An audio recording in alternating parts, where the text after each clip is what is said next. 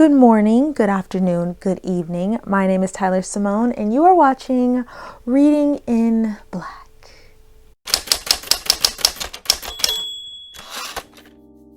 So as you may know, I love a good self-help book, and today I wanted to talk about this really random self-help book that I found at Barnes & Noble months and months ago. I came across it really randomly. It was over in the spirituality section of the store near religion and that whole section. It's called Dodging Energy Vampires.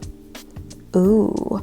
First of all, the title is very intriguing. Dodging Energy Vampires. That's what sucked me in. Dodging Energy Vampires, an empath's guide to evading relationships that drain you and restoring your health and power. This is obviously a different kind of self-help book. It's a self-help book about how to pretty much deal with the people that you come across in your day-to-day life that drain you of all of your energy. After doing a little bit of research, I do believe that I'm an empath. I think that I am a highly sensitive person, which is what Christiane Northrup calls an empath, someone who is a highly sensitive person. And empaths are very compassionate. They want the best for everyone. They see the good in everything and everybody. They're very optimistic. And not only that, they can also be very sensitive to their environment. They're sensitive to environments, and they're also sensitive to other people and the emotions of other people. They almost take on the emotions of others without wanting to. It's just a natural thing that happens. They are highly empathetic. So anyway, I had to buy the book. After picking it up, flipping through it a little bit, I decided this is the book for me. I have to get it. I know that not all of you watching may be super into spirituality and that whole thing, but I do feel like this book could help a lot of people, because we all know those people in life that for some odd reason, when we're around them, we feel very drained, exhausted in general, and you may not understand why. And some of us get into relationships with these people, and it's just not a good combination. I know that you may have heard of the word narcissism and narcissists. What I've learned so far in this book is that energy vampires feed off of the narcissistic supply from empaths. Now you may be wondering, why empaths? Why empaths specifically? Empaths, they want everything to be okay. They want everyone to be good and happy. They want the best for everyone. They're seeing the bright side of things. They like to make sure that they don't rock the boat. And then you have energy vampires or narcissists who are extremely attracted to empaths because they can get away with a lot more than they would with someone who is not an empath. Why? Because empaths will feel guilty. Sometimes they feel guilty for things that they did not do. They will apologize for things that they did not do in order to keep the peace for the most part. And from the looks of it, that's just not healthy.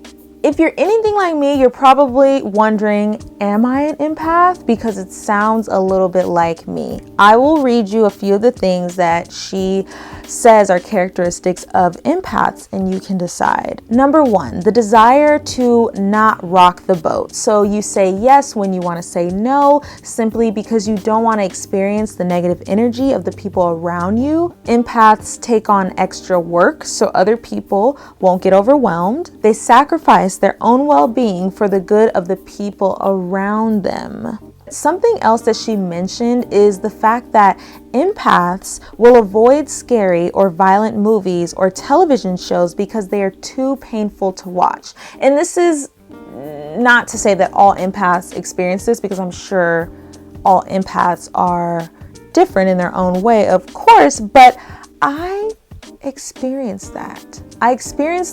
And my mom experiences it. So I don't know if that's a thing. I don't know if I inherited this gene or what. In this book, I was shocked to learn that energy vampires can be present anywhere, pretty much.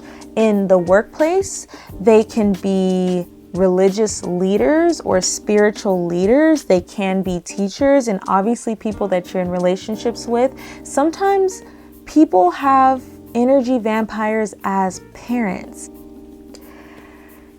Let's talk a little bit about the energy vampire. So the energy vampire basically lives off of a narcissistic supply. Narcissistic supply is the blood that manipulative people suck out of empaths. Vampires manipulate others for this narcissistic supply, which comes in the form of attention, money, sex, and status. Other traits of energy vampires are that they are charming, they are often very accommodating, they can be chameleons in relationships, often knowing how to give you just enough attention or improvement in behavior to keep you hooked. They will tell you exactly what you want to hear to keep you sucked in, feeding their narcissistic supply. I love this book so far because not only does it explain exactly what an empath is, what an energy vampire is, and what that relationship looks like, but she also talks about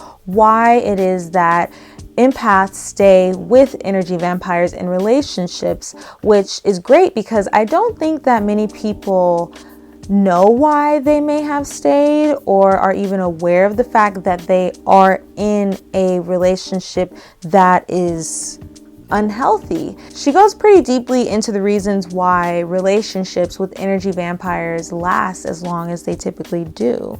And at the end of the book, she goes into different ways that you can heal after being in a relationship with an energy vampire. There's different techniques and exercises that you can do to get back to being yourself. But yes, that completes this week's video. I'm glad you guys tuned in. I'm glad you stayed until the very end. Let me know down below what you're reading at the moment. Make sure to like this video and subscribe if you are not. I did want to say before I go that I am looking to maybe record a new intro to my booktube channel because on May 20th, which is right around the corner, I will have been on booktube for a year, and so I want to do a little something special and evolve. I want to change a few things. So yeah, thinking about that. Kind of want to do a special type of video. I don't know what that's going to be yet.